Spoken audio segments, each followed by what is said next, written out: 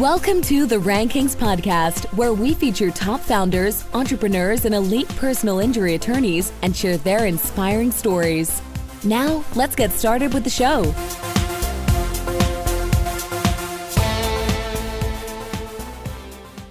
Chris Stryer here, CEO and founder of Rankings.io, where we help elite personal injury attorneys dominate first page rankings. You're listening to the Rankings Podcast, where I feature top business owners, entrepreneurs, and elite personal injury attorneys. Speaking of top entrepreneurs, I have Bill Hauser on the show today. Bill is the author of PPC for Lawyers, Not Dummies, and the CEO and president of SMB Team, a Philadelphia-based law firm marketing agency. Bill's company specializes in unique marketing solutions for small law firms. As they put it, they help small law firms think big. Under his leadership, the SMB team has seen 300% growth year over year for 2 consecutive years and currently manages over 8 figures of annual ad spend. Bill, welcome to the show. Gosh, I wish I could introduce myself like that sometimes. Thank you for having me. I'm super excited. Yeah, I'm excited. You've been hosting these giant masterminds. You've been surrounded by tons of individuals, and you're just a powerhouse in the legal vertical. And I was excited to have you on the show. So let's kick things off. So, how did you get started? Where did the idea come from to create SMB Team? Yeah, so it didn't start from a place of like abundance. Unfortunately, it started from bankruptcy. Started in 2008 is when I started getting the bug for internet marketing, because my dad and our family business went completely under, in the 2008 recession. And as a result of that, I left like pondering and always wondering, like, why did our family business go under? Like, what happened? And, as Tony Robbins says, pain triggers pondering, right? So I pondered and I looked through all the mistakes we made, and everything we owned got repossessed. And I ended up calling my dad 2 years after not seeing him. And he was with another woman at the time, who I don't know, and some random house in like upstate New York. And he called me randomly, and I found out 2 weeks later, so I basically hung up on him because he was really pissed about everything that happened with our family. I found out a couple of days later, he had a gun to his head when he called me. And I start with this deep of a point because that's how important marketing is to me. So I got texted a video of a gun to his head as he was calling me after not talking to him for 2 years. And when I received that video, that's when my whole life changed. And I said, all these shoulds I have about learning marketing need to turn into musts. I must learn marketing because that's the reason our family failed. The yellow pages died. Categorical, as I call it, categorical marketing died, meaning you can't just hang up a shingle and say, hey, I'm a lawyer, open up a phone book, and people just find you in a category anymore. No, consumer psychology is completely changed. Now people have to articulate specifically what they need online by typing things in. And this is what's made online advertisements so competitive now, is because some people understand unique creative messaging, but others didn't. And in my family's case, we didn't understand it. So fast forward another 2 years, I end up working for a very large $2 billion company. I become a Google Ads consultant for their company. And I decided I could do it better myself, the whole myth, thinking that a technician could become a business owner. And I started doing it. My first client was actually a settlement funding company. So it wasn't a lawyer, it was a pre-settlement funding company. So I did all this marketing for my dad. Actually, a couple of years later, we kind of buried the hatchet. I made all these mistakes. I built him like a keyword stuffed website. I sent all of the traffic to the homepage of his website, and it didn't work that well. We wasted a lot of money, but he landed one big job, so we made out okay. But when I had this settlement funding company, I thought to myself, let's just do the opposite of what I did with my dad and see if it works better. And we went from like $400 per lead down to $20 per lead in my first launch, using like just these rinky-dinky little landing pages and very targeted keyword matching, what they call, exact match and phrase match, keyword match types. Whereas for my dad, I was doing what's called broad match and, very targeted landing pages, and it worked. And then that led to a workers' comp law firm referral who's still with us to this day, believe it or not. And And yeah, the rest is history. We just decided to go all in on the legal vertical because we did something that worked from the get-go, whether it was luck or not. Something worked, so we doubled down on it. Yeah, so there's just so much here. So I mean, it was not only a passion, but it was like a must do. Like, I have to figure this out.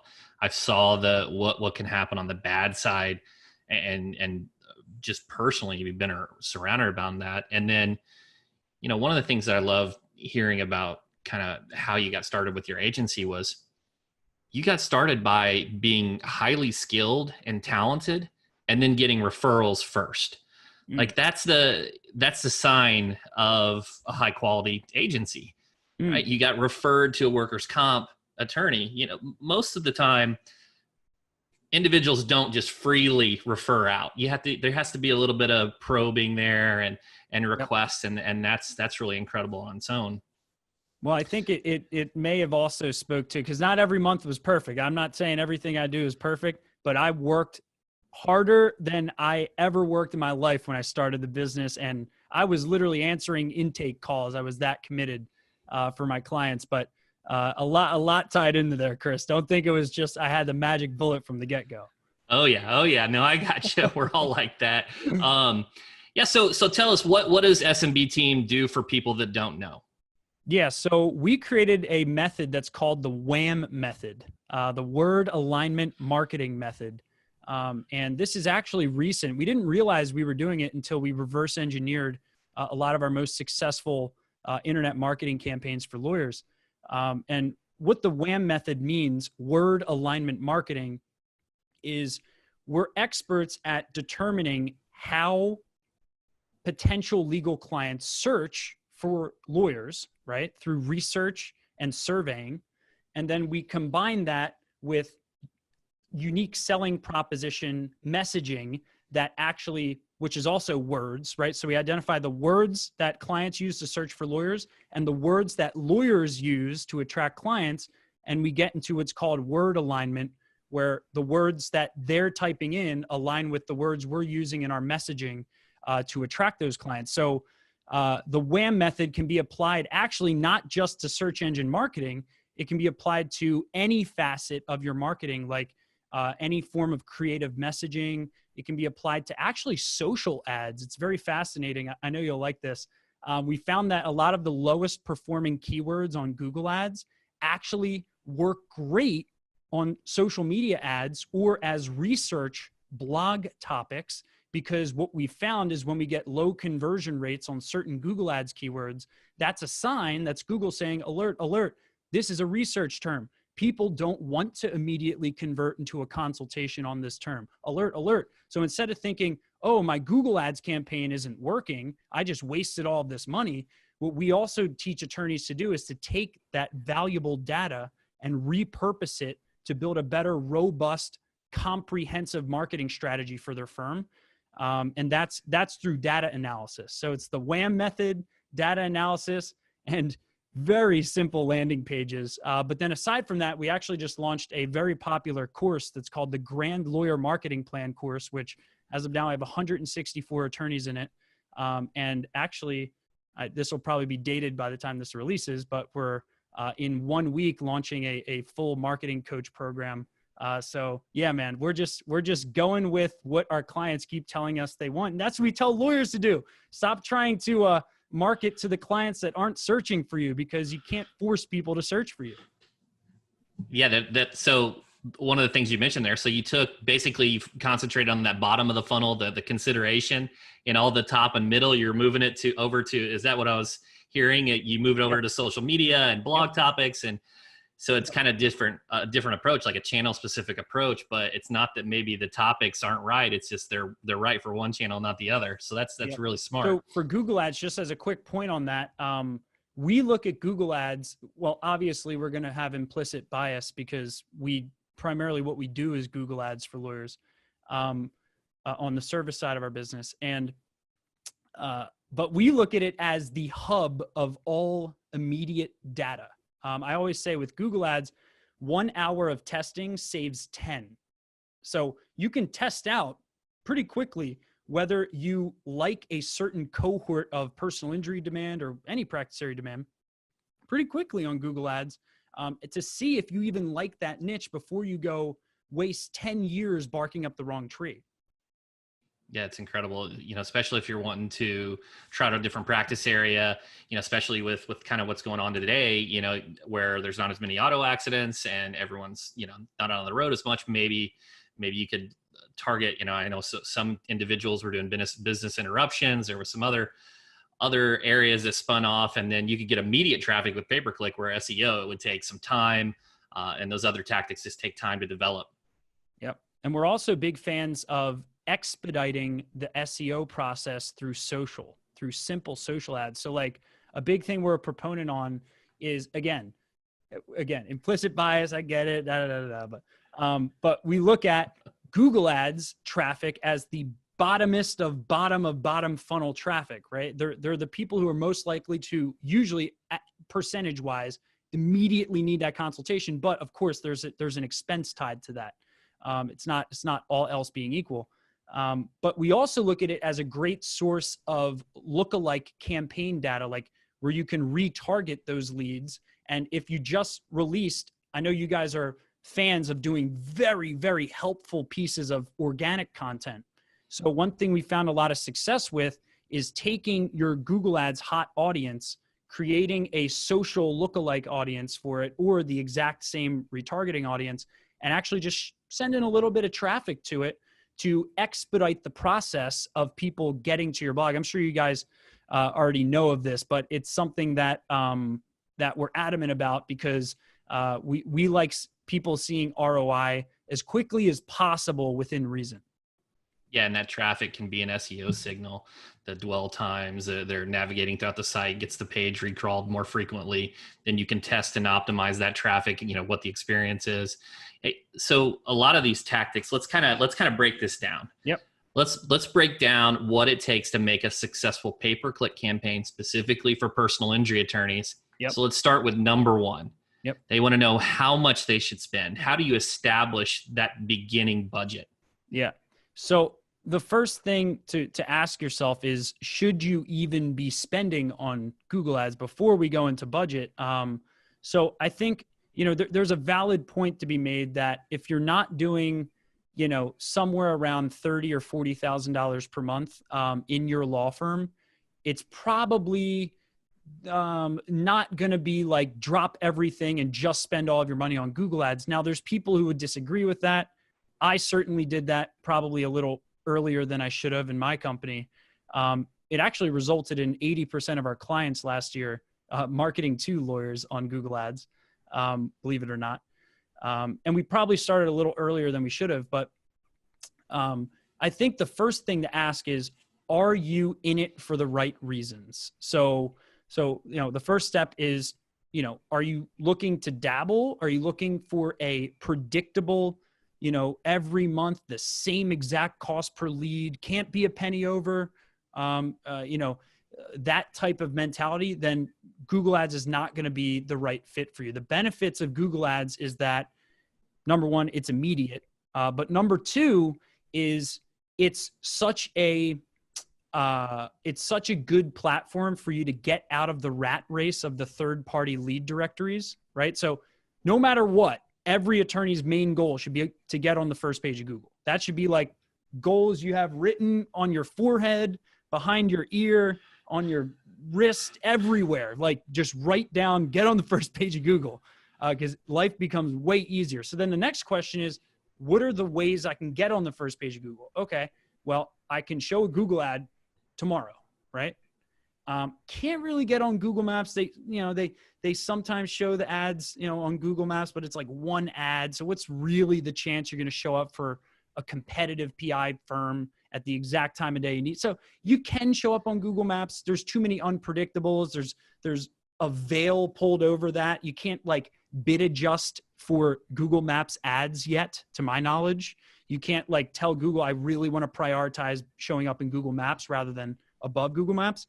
But then the only other choice, if you're not going to do ads to get on the first page fast, is these third-party websites, right? So Avo, Find Laws Directory, Lawyer.com, all these third-party websites. So I look at Google Ads as a tremendous benefit when compared to third-party directories because there's not as much blood in the water.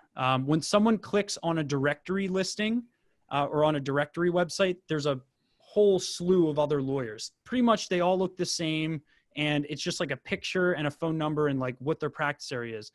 So you're in the red ocean, right? So, Google Ads, the cool thing about it is once they click their ad, it's just your ad, it's you versus you. And once they're on your landing page, it's like, does your copy compel enough to them for them to reach out?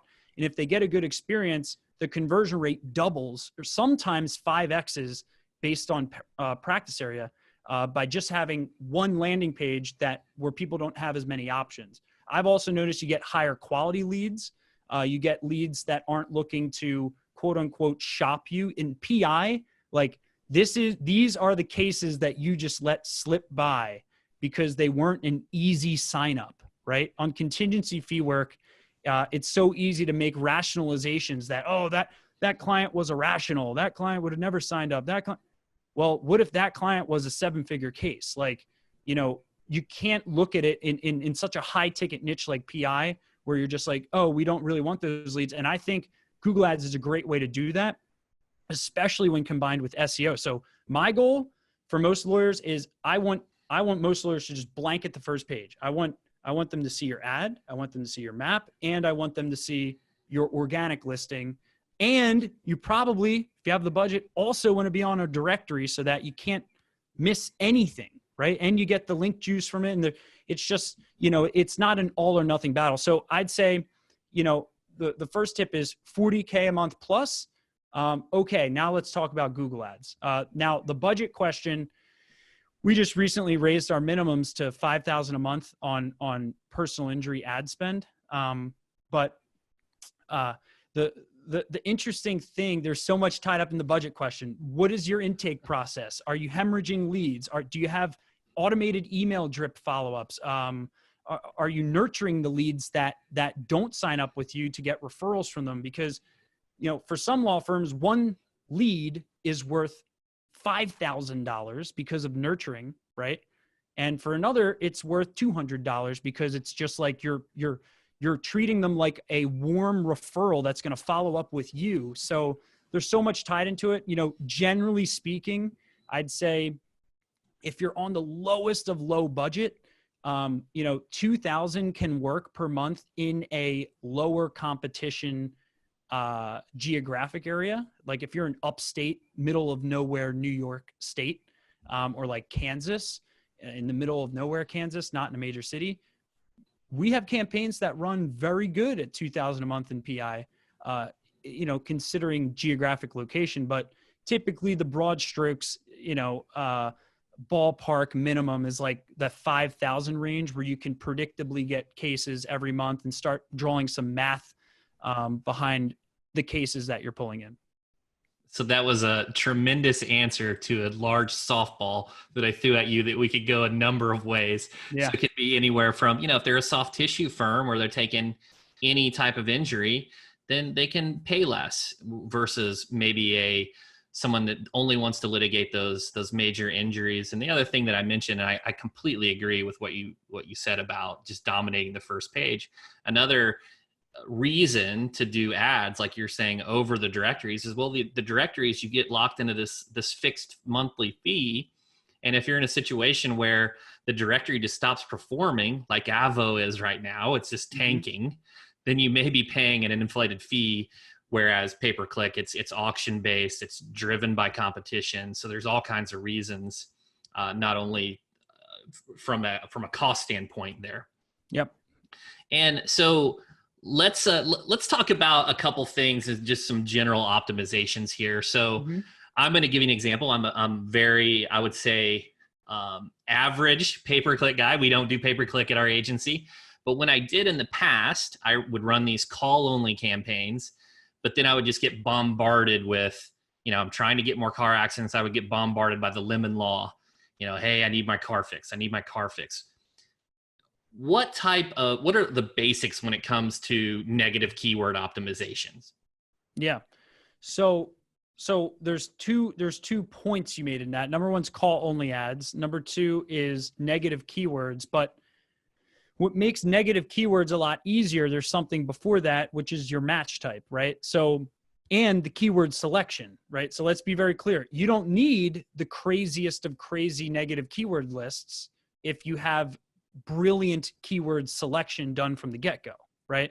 The only reason you had to exclude perhaps, and what Chris is talking about, negatives, for those who don't understand, is a negative keyword is a word that you can put in either at an account level, a campaign level, or an ad group level, right? And you can tell Google, hey, if someone types in the word auto lawyer, car lawyer, but they also type somewhere the word lemon, right, in there, don't trigger my ad, okay? So you can exclude a word like lemon. You can also exclude every variation of every state, full spelling, every abbreviation of every state, right? The two letters, except for in and Maine, right? So Indiana and Maine, ME, right? You don't want to exclude the word in, lawyer in X town, or me for near me. So there's certain states you don't want to exclude.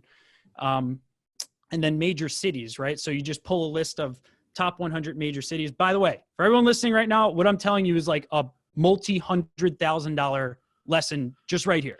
Like, go type in list of state names, okay? And then on Google, copy that whole list, delete the state that you're in, that you're targeting, both the full spelling of the state, the abbreviation of the state. Then pull a list of top 100 major cities, right?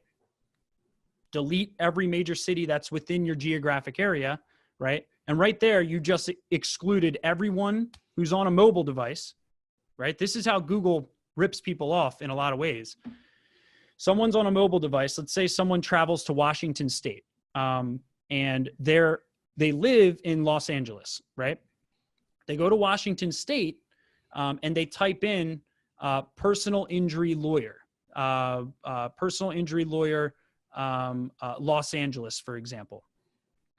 And if you were showing ads in Washington, let's say you have a Washington State law firm, you're showing your ads in a 30-mile radius where that person's standing with their phone, okay? If you're not excluding the phrase Los Angeles, L period, A period, LA without periods, like variations like that, your ad will trigger, and boom, there goes 120 to however many $100 your click cost is. And these things add up. So PI is a game of inches, right? So it's like, I always say, everyone wants to get super, super creative with PI campaigns. And I've never seen one long lasting successful PI campaign that is super, super massively complex, because it's more a game of what you exclude than what it is you target, right? So back to your original point, Chris, the first question I'd ask is, did you have the right keyword from the get-go,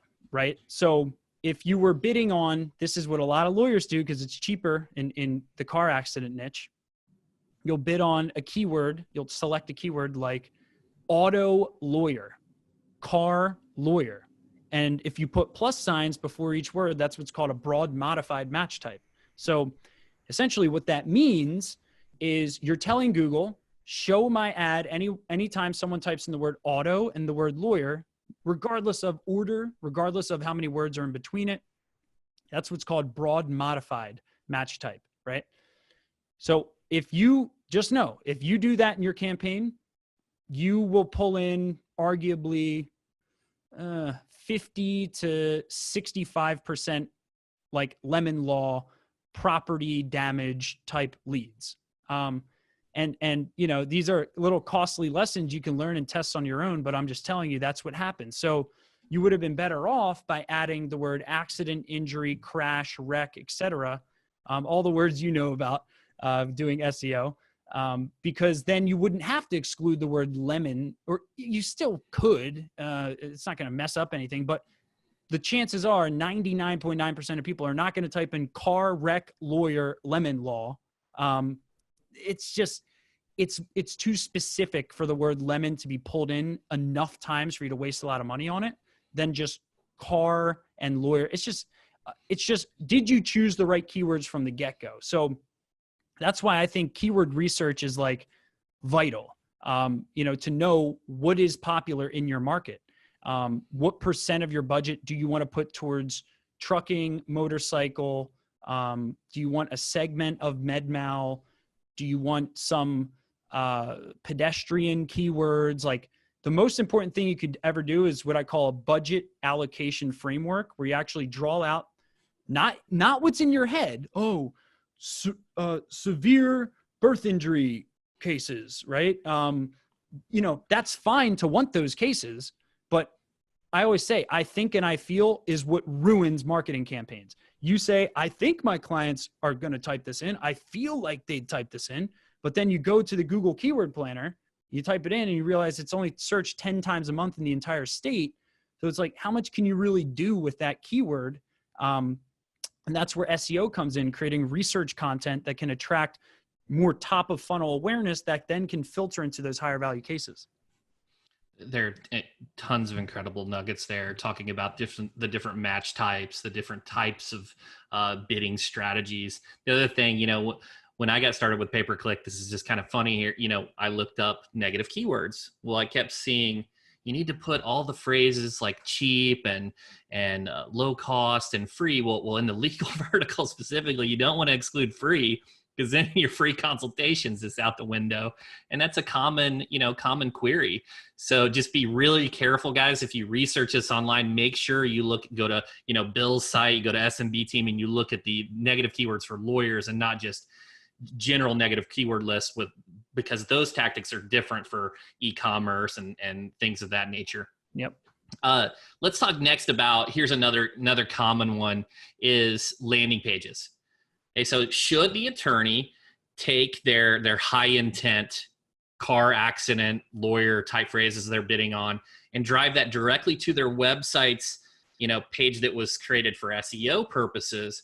Or should they be considering maybe a subdomain landing page or a no index landing page for PPC purposes? Kind of what's your thought here? So, and we can go longer if you want, Chris. I'm not sure on your schedule. But because I could talk about this all day. Yeah. All right. Okay. So this is a huge, I call it sunk cost theory. I don't call it. It's an actual thing. In investing, right? Sunk cost theory, where you spend money on something and then you try every way you possibly can to make the thing you spent money on work for as many things as you possibly can, because you already spent money on it. And this happens with lawyer websites, man, all the time. So let's say you have a internal page on your website, okay? And this especially happens with town names, right? So let's say you're trying to rank for some, sub town within your area. Let's say your office is located in a town like Linwood. I don't even know. Just make it Colorado. And it's right outside of Denver, Colorado, right? Let's say your personal injury lawyer page, your internal page, is like Linwood personal injury lawyer. And those are the 3 words at the top of the page. And that's because we're trying to rank for Linwood cases, because that's where our law firm is. And the funny thing is when you do, when people do psychological studies of what towns people identify living in, right? You'll see it's called a designated marketing area, a DMA, right? Most people, broad strokes, they're going to look at, I'm looking for a Denver law firm, just Denver. And those little micro moments where someone's outside of the town Linwood, you're showing up like a 50-mile radius, your ads you're showing for, right? And then you send someone who's 42 miles away from Linwood, Colorado, right, to a page that the number 1 selling point is Linwood personal injury lawyer. What do you think they're going to do? Put yourself in the shoes of someone who doesn't know better, right? They're going to bounce. They're going to go, I don't want to go all the way to Linwood. You kidding me? That quick, $120, $140, $150, gone, right? And the challenge with Google Ads is the fact that it registers based on cell phone towers, right? So a lot of people forget this. You can't geo-target on Google Ads the way you can on Facebook ads. It's not going to happen.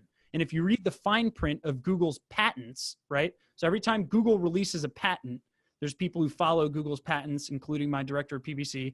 Every time an algorithm change happens of some sort, right? They'll try and patent some little element of their AI.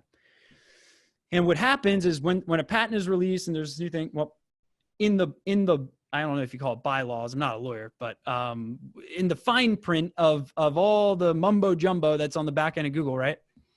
It says very clearly, any geographic radius or target that you set could have a 5 to 10 mile wiggle room.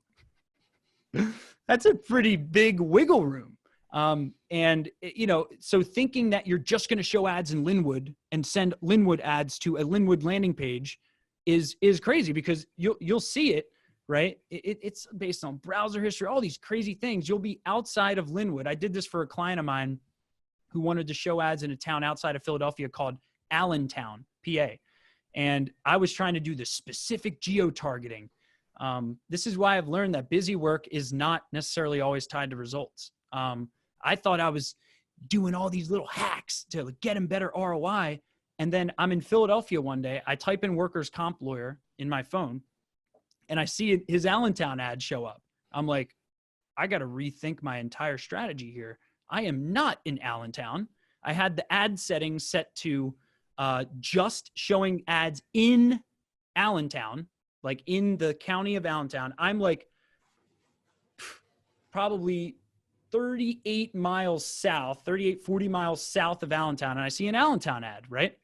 And it was at that point, that's not 5 or 10 miles. That's 38, 40 miles, right? And I see an Allentown ad. So when I saw that, I was like, wow, we got to change our entire strategy here. So what we follow is a practice where we're very adamant of separating pages that are designed to rank for SEO purposes, right? Also, there's a lot of bounce rate problems that happen with Google Ads. You're going to get a higher bounce rate on Google Ads traffic, which then can actually hurt your SEO because your website is going to seem like people don't like that page unless it's no index, no follow or whatever. That wouldn't be an SEO page. What we do is we actually either create separate URLs or a subdomain, like you said, primarily because it allows you to sell someone on the consultation. Okay. SEO content is value, value, value. Put some strategic keywords in there. Value, value, value, value, value, right? It's meant to be more research oriented, right? That's why people are scrolling, lower, obviously excluding Google Maps. But regardless, a landing page for Google Ads is a sales pitch. And a lot of lawyers hate the word sales, right? No. Make no mistake. If someone clicks a Google ad, okay, it is not a time to say Linwood personal injury lawyer and take up the entire space of the entire page, and that's your unique selling proposition. You're not going to get leads. So instead, you need a separate page with a headline, subheadline, benefit-driven call to action, above the fold form fill, right? A quick video or 90-second video or a group photo of some sorts, 3 quick hitting points, another call to action, boom. Like it's a completely different thing from what ranks on SEO versus what gets someone to take immediate action, stop what they're doing and go, wait a second, I got to call this lawyer right now. Despite the 50 billboards I've seen, despite everything else I've heard, I got to stop now and contact this lawyer. Because I always say a big mistake lawyers make is they try to sell people on marriage, like when they visit them for the first time. Like all you need to do is address the fears they have of reaching out to you. Hey, were you involved in a car accident? This would be a Google Ads landing page headline. Were you involved in a car accident in the XYZ area, not specific town, right? XYZ area, question mark. Are you worried if you call a lawyer, you're going to talk to someone who isn't a lawyer, question mark? We're different. call now to speak to a lawyer. It's just something I just came up with at the top of my mind. You're only selling them on the first step, right? First step, not we've won $40 million in this and that. We've done all this and we've done that and we've done all these things. And oh yeah, call now. Oh, we've done all this. So it's like, you got to actually sell these people to take an immediate step rather than try and commingle your SEO strategy with a paid search sales strategy, as I'd call it. Yeah, so I'm so glad you answered that. That's exactly where I was pushing you is, here's the thing. If the individual converts quickly or they bounce, I mean, all these things, they don't spend a lot of time on the page. If you send it to a small dedicated conversion page, that's going to hurt your SEO. Exactly what you said. Wait, do you actually 100% agree. Yeah. Oh, I feel so much validated now because I've never had an actual SEO expert go like, yeah, that's true. Wow. I'll tell you another thing too, just little nuances, guys, for our audience. And I'm a big fan of the subdomain pages too. And the reason is because if you have an SEO team that has to know that a page is no indexed, or you may unintentionally build internal links to that page and drive a lot of authority to that page, and all that could dilute your overall SEO equity. And like Bill said, I mean, it's totally different. You're using copywriting principles to convert because that's the intent, that's the action you're trying to drive, versus SEO where it's, it's research. You just want to provide information. You may even link to other, expert topics and even away from your site just to validate your opinion. And that's not what you would do for pay-per-click. So yeah, I completely agree. Those are great tips. I didn't know the thing about the 5 to 10 mile wiggle room. So right there on its own, and immediately I'm here in St. Louis or near St. Louis. And I think, well, Clayton, but if you're in Clayton, you probably refer to yourself as St. Louis. You probably don't refer to yourself as being in Clayton. So yeah. And lots of tips. You could make an ad specific to Clayton, right? If someone types in the word Clayton personal injury lawyer, that's different. You can show them an ad that says Clayton personal injury lawyer, right? But still, even in that case, because Clayton personal injury lawyer is not going to be a high traffic term, right? Maybe it's searched 10 times a month or a year. So Google Ads standpoint, it's like, do you really want to have a landing page for Clayton? Or do you just want to, is it that important, right? Or can we just say, hey, were you in a car accident in St. Louis area? Are you feeling this fear right now to reach out? Are you frustrated that you're not getting answers? Do you want to know the value of your case? I mean, do you just want to feel like your life's back in order? Just put in your information. It's no obligation. What's going to happen is 3 things. You're going to get the information you want. You're not going to be pressured into making a decision, and you're going to talk to an actual lawyer. Okay. Put your information in right here. We're here to help you. Like, completely world of difference than trying to like do this micro town landing page strategy. So I'll shut up on that. No, I completely agree. And I think there's tons of nuggets from the negative keyword list on its own. I'm going to really be featuring that because that's just gold, and thinking about IN and ME and then these landing page optimizations. So there's tons of value here, Bill. Yep. So let's get some quick hitters. So what are some of the metrics just general that attorneys should be paying attention to besides case acquisition, besides conversions, some of those granular metrics? What should they be looking at?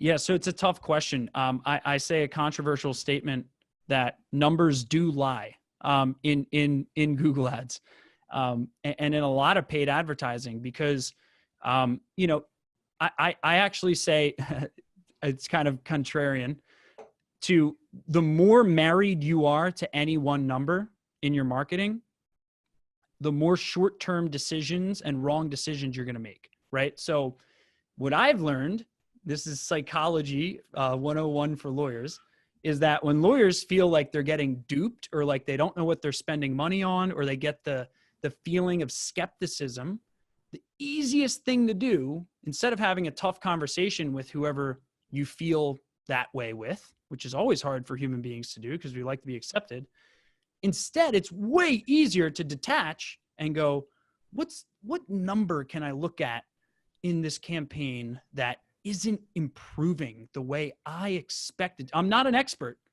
but what one number can I complain about without saying, a tough conversation? And I've noticed in Google Ads, that could be conversion rate. That could be cost per conversion. That could be click-through rate. It could be impression share. It could be all these different factors, right? And it's so funny because I don't really care about the numbers. I don't even care about quality score. I think they're all gimmicks and games. I have super low quality score campaigns that are going after creative keywords like workers' comp PA, workers' comp laws, right? And showing a workers' comp lawyer ad to a keyword like that. Well, Google says, that's not really a good quality score. You're bidding on workers' comp laws, and then you're showing a workers' comp lawyer ad. They're not really relevant. Okay. But I'm paying like $5 a click for it, right? So I'm okay with a lower quality score. It doesn't really matter to me. And I'm also okay that I have a low click-through rate, right? I have tons of impressions, tons of people seeing the ad that aren't clicking on it. Maybe it's a 0.45% click-through rate. Again, I don't care, right? And, let's say the cost per conversion is $1,000, right? And whatever. Again, I don't care if the leads that we get from that through the form submission on the landing page or through the phone calls all convert into cases, then doesn't matter. All of it doesn't matter. So it's like, and then the other, so I don't mean to be like confusing here. I am a bit creative. I like the contrarian view. But then the other thing I think through is like, well, okay, what about the holistic success? This is the reason why I'm so just a little squeamish towards artificial intelligence. It's like I just don't think that, I think AI, so for example, in Google Ads, if you depend on automated bidding strategies, like maximize clicks, right? These set it and forget it bidding strategies, maximize clicks, target cost per acquisition, all that BS, like artificial intelligence bidding stuff. Well, the truth is, a lot of people don't know this, is Google, just like an advertising company does, Google's just trying to make your numbers look good on paper, right? They want your numbers to look good on that dashboard, right? That's their key thing. They don't know if you're converting cases on it. They don't know the quality of the phone calls. They don't know everything that happens after the case. They're optimizing for vanity, right? So that people will keep spending money and see improvements, see good numbers that beat manual bidding and beat, these other more difficult ways, okay, that don't look as good on paper, right? So I always say, like, it's about the holistic marketing strategy too. If you were to just focus on conversion rate and say, oh, my conversion rates have decreased and I no longer tolerate this, my cost per lead has went $1 above what I will tolerate, therefore I will be turning off my Google Ads campaigns, effective immediately, right? With this black and white mentality, I'm just like, dude, that's not how billionaires think. It's not. Like, billionaires make asset allocation decisions, not abandonment decisions. Like, they're just, pulling the lever. Oh, test this out. Oh, interesting. Right now my cost per lead on Google Ads for our own campaign is like $2,000, right? I don't freaking care. I don't care at all. I know I have a 45% conversion rate direct from the Google Ads leads, but I know people are doing research. I know once they opt in, they're going to go on our webinar. I know they're going to get emails from us. I'm not like going to freak out over that. So like, that's just having a growth mentality. So as soon as I stopped focusing on any one number, that's when my brand exploded.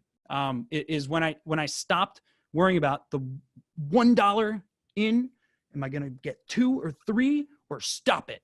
And I just went into abundance where I was just like, man, how can I just be everywhere? How can I just help as many people as I want? How can I have faith that something's going to come back and that everything else I did, right, is going to come to this pinnacle point where I get a client, right? And it's not perfect, but I think the important thing is to always, as Jeff Bezos says, his number 4 leadership principle is for Amazon is great leaders are right, a lot. And what that means is great people on his leadership team are always questioning their pre-existing belief systems. They're always going, yeah, I see that number. No, I know I feel that way, right? That's why they're big in the meditation. It's like, oh, I know I feel that way about this decision. Let me step back. Could I be wrong? What data am I operating on? Where was I burned in the past that's causing me to feel this way? Okay, I'll come back to this. I'll sleep on it, right? That's the right way, I think, to make decisions long-term when it comes to lawyer marketing. So sorry to get so psychological.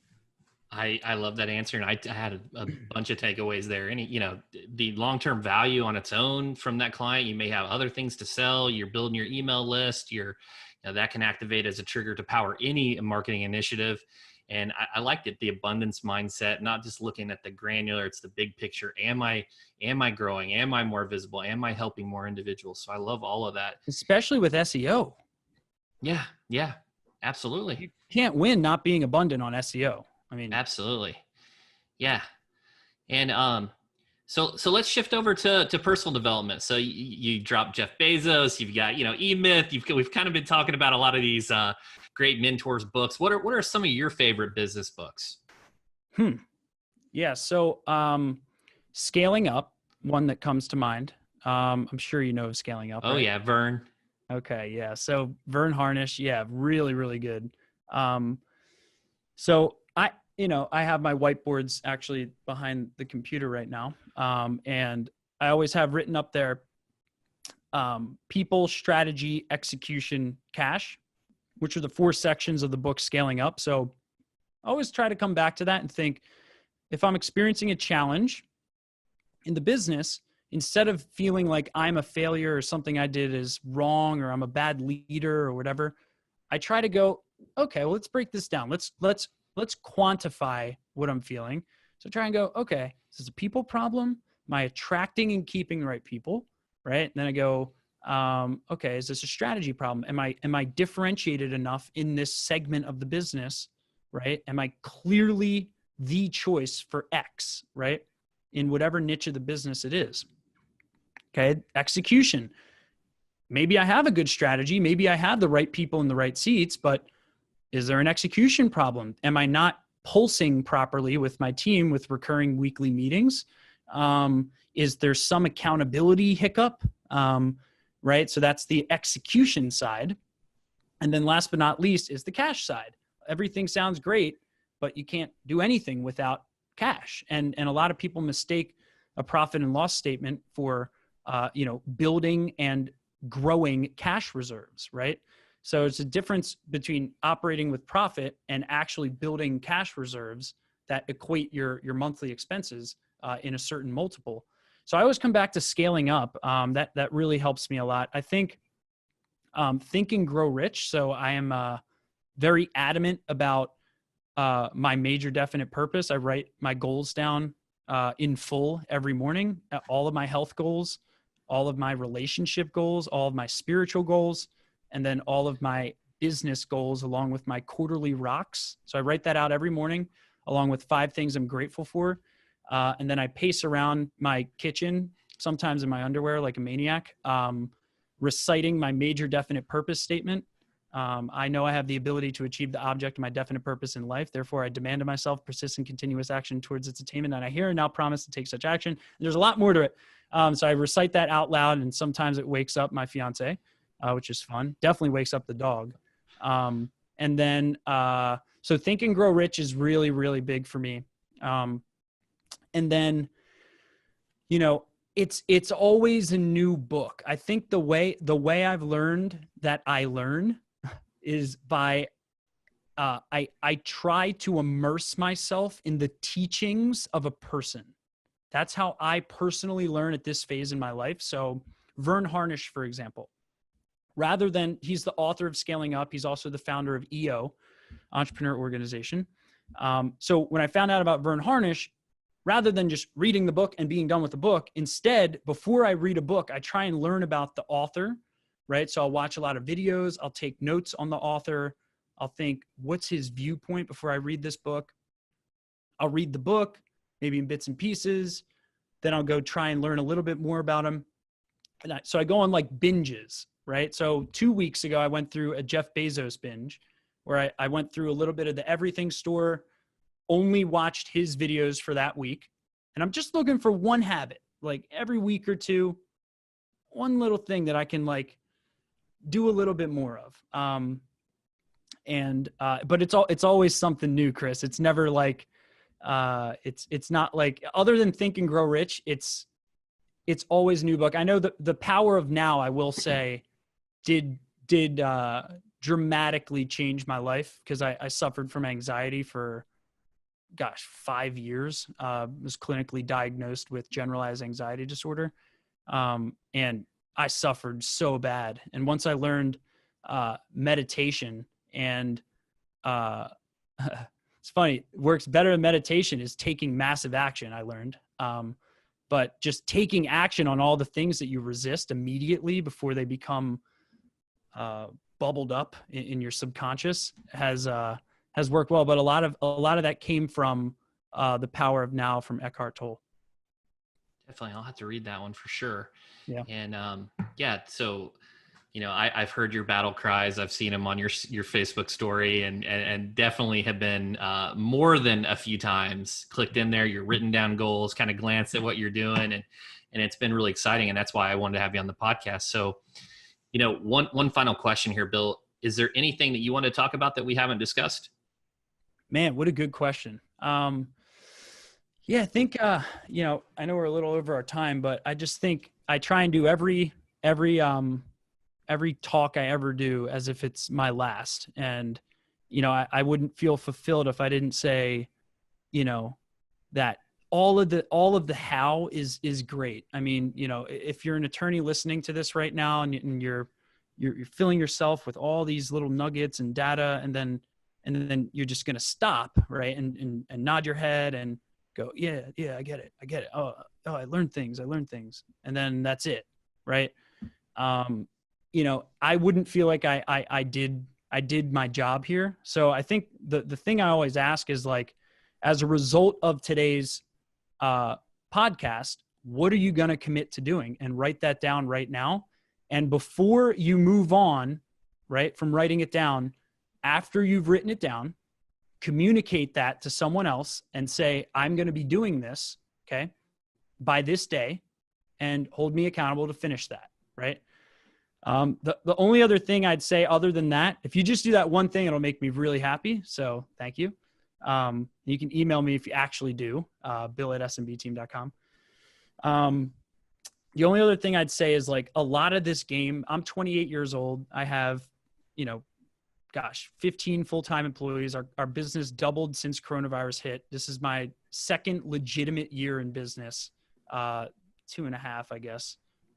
Yeah, I think 2.5, maybe 3.5. I forget, 2.5. And I'm not smarter than anyone. I'm not really, I am working really hard. That's definitely true. But I just believe that the goals that I write down they're not fairy dust. And, like, it's just it's one thing to set goals, but it's like to actually have conceptual, strategic, communicated plans behind them that have different pathways. And it's just it's so different than writing down your goals. And I struggled so long not believing my goals. The other thing I'd say is, like, if you're going to make a commitment, what is the unshakable belief behind that commitment that no one else needs to give you a head nod to approve of, but it's like, I know I can do this. And what is that? Because Google Ads can help you with certain things in your business, but until you make a, flag in the ground commitment to something of what you're going to do with your practice, and make it zoomed out, make it big. Like, you don't have to fully be able to see it at first, but do you want to 2x your revenues? Do you want to 2x your profits? Do you want to do what Chris did with his company and only take select clients and build this amazing business model that allows him to do the right things for the right clients within a very specific niche? Like, Chris had to get crystal clear on that and say no to 5,000 things to pull that off. And, I've just learned that the how You can learn all the how in the world, but if it's not embedded with this insatiable, no, like, yeah, I'll use PPC. Yeah, I'll use Chris for SEO. Yeah, I'll do that. But I'm going there, right? My question is, what's there for you? And do you actually believe you can pull it off? So just had to say that as a parting thing. Sorry to get Tony Robbins on you guys. No, I love that. So we'll end there. That's amazing, an amazing piece of advice. Guys, we've been talking to Bill Hauser, CEO and president of SMB team. Bill, where can people go to learn more? Yeah, just go to lawyerppcbook.com. It's just it's my book, PPC for Lawyers, Not Dummies. And you can learn more there, or smbteam.com. Always feel free to reach out to us. But the book would probably be the best next move. Awesome. Bill, thanks so much. Thank you, Chris.